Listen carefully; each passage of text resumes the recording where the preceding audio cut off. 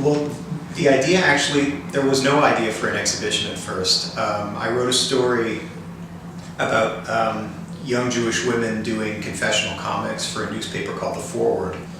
And a woman in London who I had never met saw the story and emailed me and said, "Have you ever curated a show?" That's where the idea came from. I had actually just set out to write the story for the newspaper. But it turns out, as the show developed, that there was a history to this stuff, and that women in the 1970s had started doing autobiographical comics when indie comics were really born. That was their sort of entree into comics. So it turned out nicely to have a through line, a story we could tell from the 1970s to now. The story kind of told itself. I didn't actually go out seeking work by Jewish women. I was walking through a huge comics show that's in New York every year, and just happened to notice that there were these young women with Jewish sounding last names doing this kind of work. So the story kind of told itself.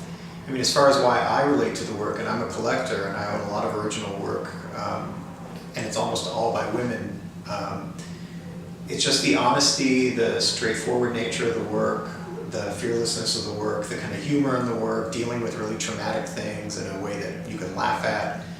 I think it's not only a sort of women's perspective, but it happens to be the perspective that a lot of the artists bring to the cartoons that I've seen.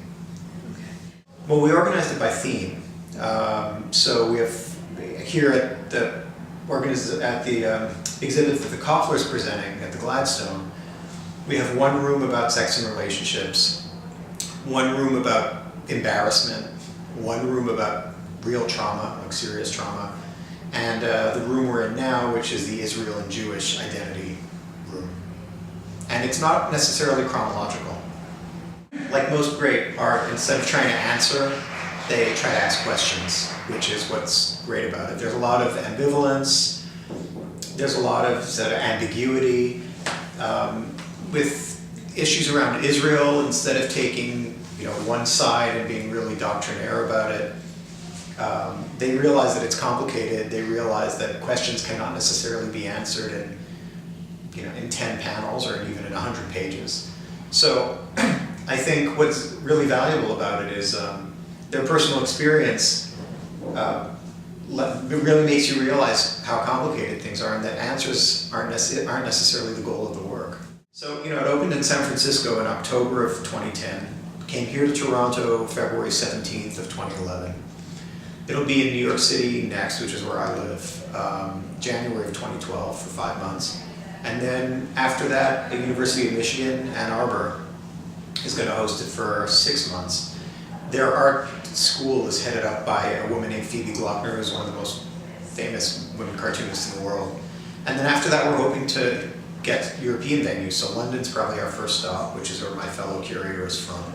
And then probably Berlin and Amsterdam.